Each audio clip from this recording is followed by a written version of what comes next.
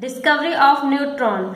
आज हमको पढ़ना है न्यूट्रॉन की खोज। The neutral character of an atom handle for the discovery after the discovery of proton और electron.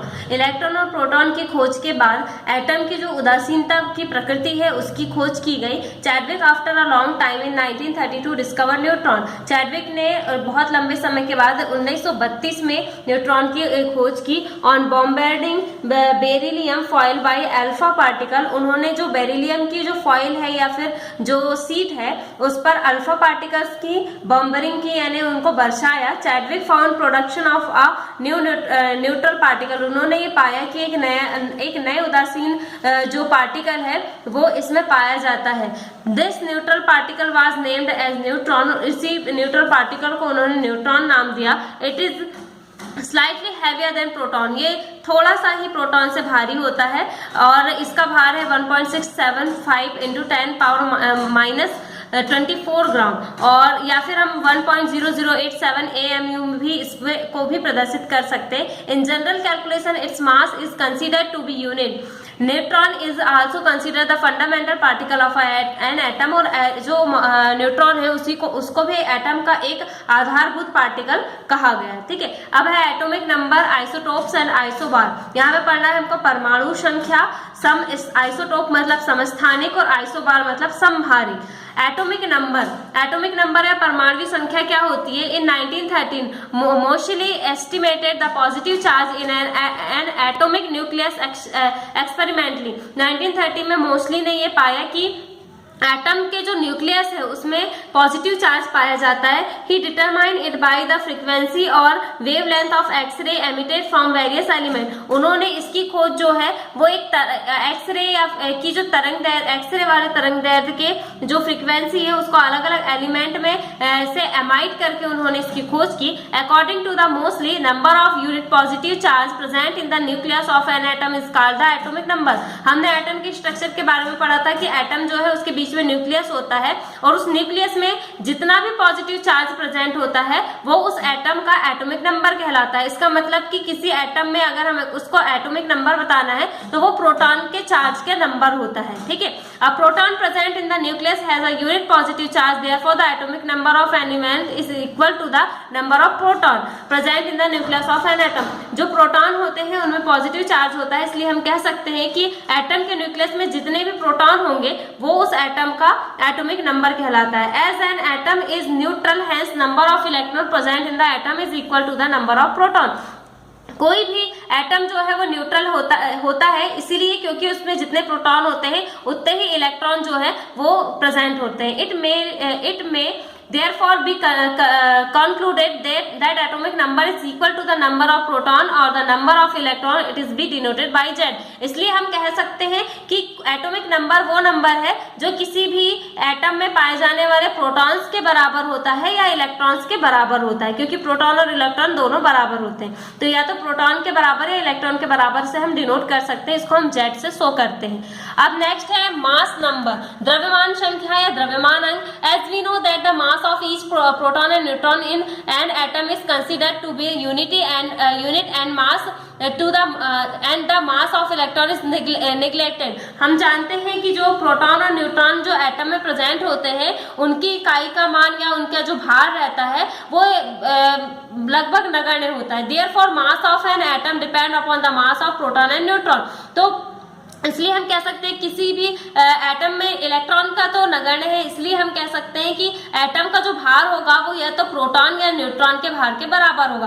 Both this fundamental particle are found in the nucleus of an atom. ये दोनों के दोनों पार्टिकल प्रोटॉन और neutron जो है वो atom के न्यूक्लियस या केंद्रक में पाए जाते हैं। The sum of protons and neutron present in the nucleus of an atom is called the mass number. इसलिए हम कह सकते हैं कि किसी भी एटम के केंद्र में पाए जाने वाले प्रोटॉन और न्यूट्रॉन के जितने भी नंबर होते हैं उनका योग, उनका प्लस जो है वो उस एटम का मास नंबर कहलाता है। एटॉमिक नंबर क्या था? इलेक्ट्रॉन के नंबर या प्रोटॉन के नंबर, और जो मास नंबर जो है वो प्रोटॉन और न्यूट्रॉन के नंबर का योग है। प्रोटॉन और neutron are collectively called nucleus. इसको हम प्रोटॉन और न्यूट्रॉन को हम संपूर्ण रूप से या मिले जुले रूप में न्यूक्लियस कह सकते हैं। Mass number is denoted A. Mass number को हम ए से शो करते हैं। A is equal number of proton plus number of neutron. ठीक है, या फिर हम इसको दोनों को मिला के नंबर ऑफ न्यूक्लियॉन्स कह सकते हैं।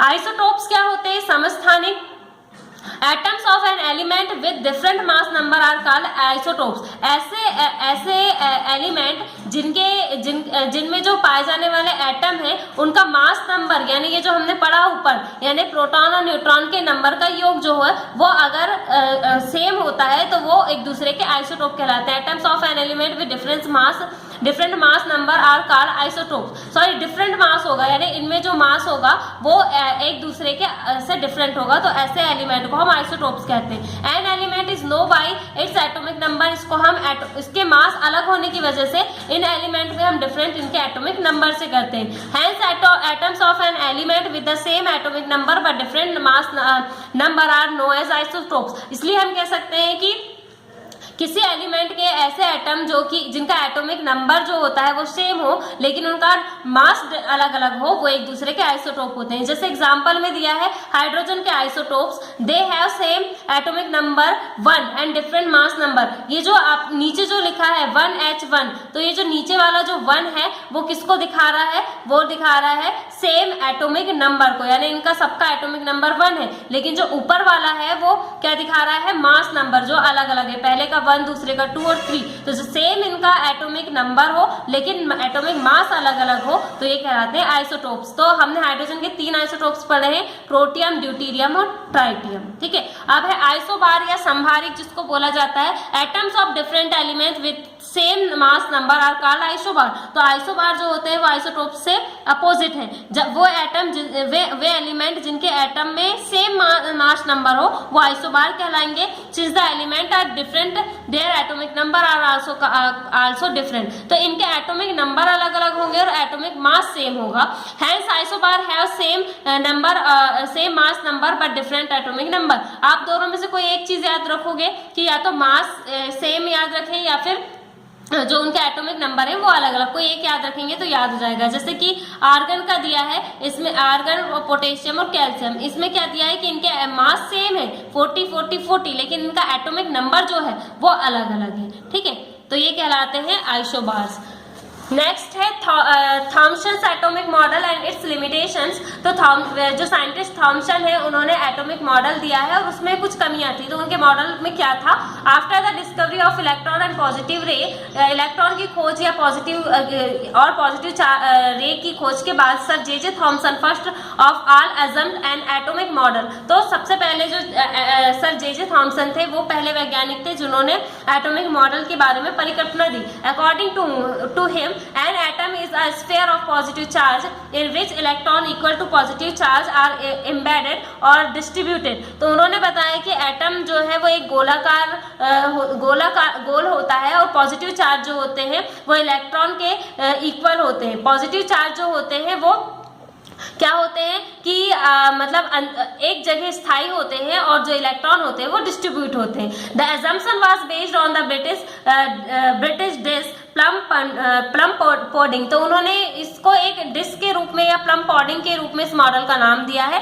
Therefore this atomic model is called plum pudding model, इसलिए हम इसको प्लम पॉडिंग मॉडल भी कहते हैं। Other names are Russian model और वाटरमेलन मॉडल। इसको हम रशियन मॉडल या वाटरमेलन मॉडल भी कहते हैं। जैसे वाटरमेलन में जो उसके जो सीड होते हैं वो मतलब अलग अलग इस टाइप से बिखरे रहते हैं, वैसे ही इसमें एक एटम होता है और इसमें जो माइनस चार्ज होता है वो पूरे एटम में इस तरीके से बिखरा होता है। In this model the atomic size is considered to be 10⁻⁸। तो उन्होंने इसमें इसका एटॉमिक साइज 10⁻⁸ सेंटीमीटर दिया था। इसमें कुछ लिमिटेशंस थी। This model can not explain the reason for presence of negatively charge electron within the positive sphere. उन्होंने इसको एक्सप्लेन नहीं किया कि इस पॉजिटिव गोल में, इस पॉजिटिव स्फीयर में ये जो इलेक्ट्रॉन जो नेगेटिव चार्ज है वो किस रीजन से प्रेजेंट है।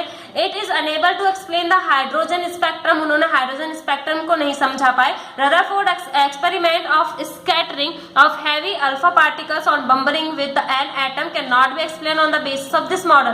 तो रदरफोर्ड का जो एक्सपेरिमेंट था कि उन्होंने कुछ का अल्फा पार्टिकल्स का विकिरण बताया था, मतलब उसका विचलन बताया था, जो इस मॉडल के थ्रू दिखाना संभव नहीं हो सका। अब है Rutherford atomic model and its limitations. Rutherford ने कौन सा मॉडल दिया? इन्होंने भी एटम के लिए मॉडल दिया था। Modern information of atomic structures based upon atomic concept of Rutherford. अभी हम जो भी एटॉमिक स्ट्रक्चर पढ़ते हैं, मॉडर्न एटॉमिक स्ट्रक्चर पढ़ते हैं, वो रदरफोर्ड पे ही आधारित है। ही पब्लिश्ड दिस व्यू इन 1911। उन्होंने 1911 में अपने विचार दिए। He observed that when very thin foils of metals are bombarded by highly energetic alpha particle obtained from any radioactive element, the following results are obtained। उन्होंने एक एक्सपेरिमेंट किया जिसमें उन्होंने एक पतली सी फाइल में या पतली सी परत में, उन्होंने मेटल की पतली सी परत में उन्होंने अल्फा पार्टिकल की बॉम्बरिंग की, और उन्होंने कुछ रेडियो एक्टिव एलिमेंट, कोई भी रेडियो एक्टिव एलिमेंट से जो अल्फा पार्टिकल निकलते हैं, उनकी बॉम्बरिंग की और कुछ चीजें पाई। तो रिजल्ट क्या थे इसके? Most of the alpha particle pass stand across the foil. उन्होंने जो धातु की एक पतली पन्नी ली थी, उसमें उन्होंने देखा कि बहुत से अल्फा पार्टिकल जो है वो सीधी रेखा में आर पार चले जाते हैं। Some particles are deflected from their original path. कुछ अपने मार्ग पे लौट आते हैं। One out of about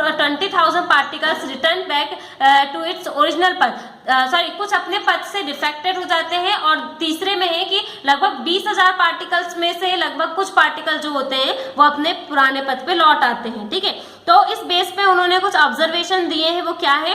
first है most of the portion in an atom is hollow. उन्होंने बताया कि बहुत सा पोर्शन खाली होता है, because most of particle through. तो पार्टिकल आर पर चले जाते हैं, इसका मतलब बहुत सा क्षेत्र खाली है, और बहुत से पॉजिटिव चार्ज जो है वो एटम के सेंटर में होते हैं, इसलिए सेंटर से जो है वो पार्टिकल टकरा के विचलित हो जाते हैं। ठीक है, जिसको न्यूक्लियस कहते हैं। और बताया कि nucleus is very small solid and right part of an atom. जो एटम का सबसे छोटा पार्ट और दृढ़ भाग, यही न्यूक्लियस होता है। अब नेक्स्ट क्लास में एटॉमिक मॉडल।